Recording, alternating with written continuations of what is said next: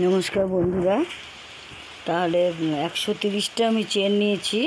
তোমরা এবার বুঝে গেছো 130টা চেন নিয়েছি কেন। এই যে আমার মেয়ে যে গেঞ্জি মাপের করেছি, তোমরাও তোমাদের মেয়েরা যে গেঞ্জি পরবে সেই গেঞ্জি মাপের ঝুলটা চেন করতে পারো। মানে নিচে ঝুলটার মাপে চেন গোল করে চেনটা করতে পারো, চেনটা নিতে পারো। মানে গোল মাপে যতটা চেন হয় সেটা নিতে পারো। আমার এখানে 130টা চেন হয়েছে। আমি আমার মেয়ের কালো গেঞ্জি আছে নিচে, ওই কালো গেঞ্জির সাইজে করছি। শর্ট গেঞ্জি, এটা শর্ট গেঞ্জি, কোমর অবধি গেঞ্জিটা, মানে কোমর ওপর অবধি, পুরো কোমর অবধি না, শর্ট গেঞ্জি। তাই এখানে 130টা চেন নিয়েছি। চেন নিয়ে আটকে দিয়েছি। আটকে দিয়ে প্রত্যেক চেনের গ্যাপে একটা করে ডবল ক্রুশ, প্রত্যেক চেনের গ্যাপে একটা করে ডবল ক্রুশ, এভাবে ডিপটা করতে হয়। প্রত্যেক চেনের গ্যাপে একটা করে ডবল ক্রুশ করছি। এইভাবে পুরো এই লাইনটা করে নেবো, একটা করে ডবল ক্রুশ। এবার 2 লাইন একটা করে ডবল ক্রুশ করব। আর এই প্রথম এই ডবল ক্রুশ যে করছি, এটা একদম শেষে কিন্তু যেন পেঁচিয়ে নেয়, যে তোমরা দেখে একটুখানি আটকাবে। এই যেটা করছি ডবল ক্রুশ, প্রথম লাইনে ডবল ক্রুশটা একটু দেখে আটকাতে হয়। আমি দেখাচ্ছি একদম শেষে কী করতে হয়। এবার প্রত্যেক চেনের গ্যাপে একটা করে ডবল ক্রুশ।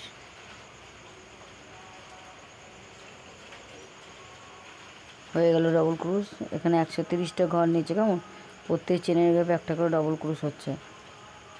এই চেনগুলো করো না তোমরা, একটা করে ডবল ক্রুশ। আগের ভিডিওটা শিখে নেবে, যদি কোনো অসুবিধা হয় আগের ভিডিওটা প্রথম থেকে শেখানো আছে।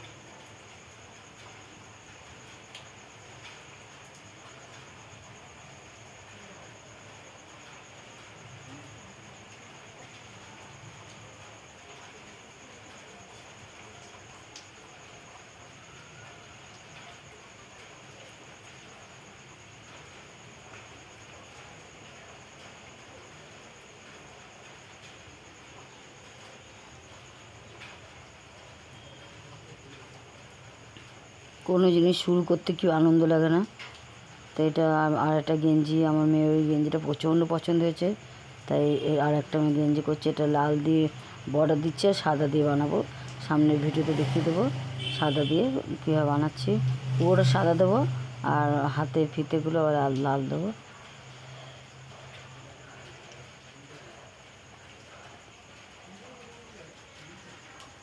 এবার যখন আটকাবো তখন পেঁচিয়ে যাতে না যায়, দেখতে হবে। এদিকে অনেক সময় পিছনের দিকটা ওপরে উঠে যায়। আর এটা ডবল ক্রুশে, এই ক্রুশের দিকটা তো ঠিক আছে, এই দিকটায় সামনের দিক, আর পিছনে একদম এই দিকটা আটকাবে, একদম দেখে আটকাবে। এইখানে খুব উল্টে যায়, এটা ঘুরিয়ে নিয়ে ঠিক করে সোজা করে আটকাবে এটা।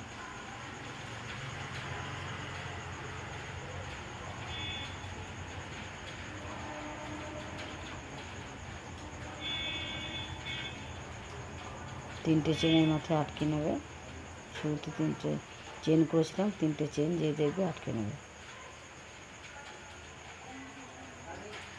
এটাকে এই জায়গাটা খুব ভুল হয় একদম প্রথমে, এটা মানুষ পেঁচিয়ে থাকে আর পিছন নিচের দিকটা দিয়ে ওপরে করে আটকানো হয়ে যায় আর কি, সেটা যেন না হয় এটা দেখে আটকাবে। এইটুকুনি ধ্যান, আর কিছুই না। এবার পরিষ্কার সেকেন্ড লাইন করো, তারপরে থার্ড লাইন থেকে ডিজাইন করবো।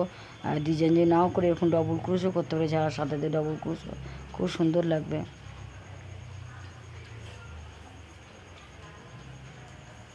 কুরুশের কাজ দেখতেই ভালো লাগে না, যাই করো। লং চেনটা শিখে গেলেই তো যে কোনো ডিজাইন নিজেই তোলা যায়। আর শুধু লং চেন দিয়েও ডিজাইন হয়, লংগুলো বড় বড় করে খুব সুন্দর। কুরুশের কাজ ভালো লাগে, কুরুশের কাজটা আমার ভীষণ প্রিয়। এবার শুধু ডবল কুরুশ দিলেও খুব সুন্দর ডিজাইন হয়।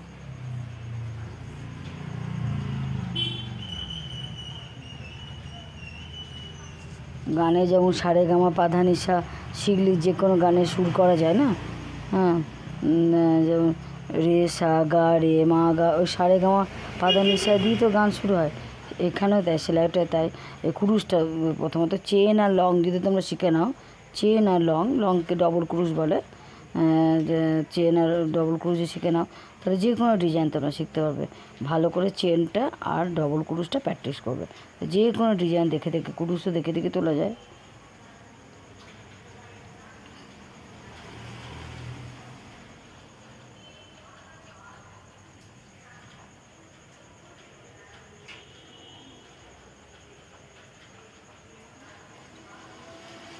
আমরা যেমন মন থেকে ডিজাইন বানাই, আমরা পরিষ্কার অত্যধিক হাত এই কাজ কুরুশের কাজ বানিয়েছি বলে নিজেরা মন থেকে ডিজাইন বানাতে পারি। কিন্তু ডিজাইনটাও সে লং চেন দিয়েই বানানো, কেমন বানাতে হবে, লং চেনের বাইরে কোনো ডিজাইন না। যেমন সারেগামা বাইরে কোনো গান নেই, সেরকম লং চেনের মাধ্যমে বাইরে কোনো ডিজাইন নেই।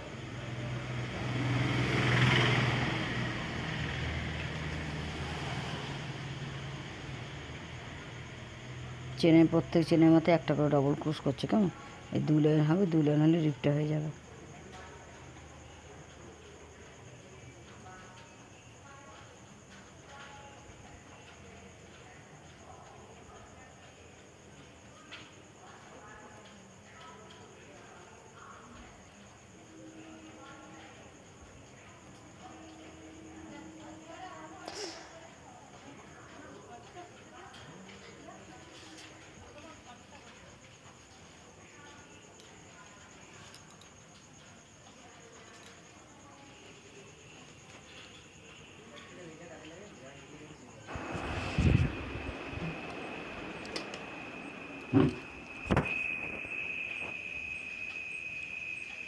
সেকেন্ড লাইন ডবল ক্রোশ হচ্ছে, প্রত্যেক চেনের মধ্যে একটা করে ডবল ক্রোশ।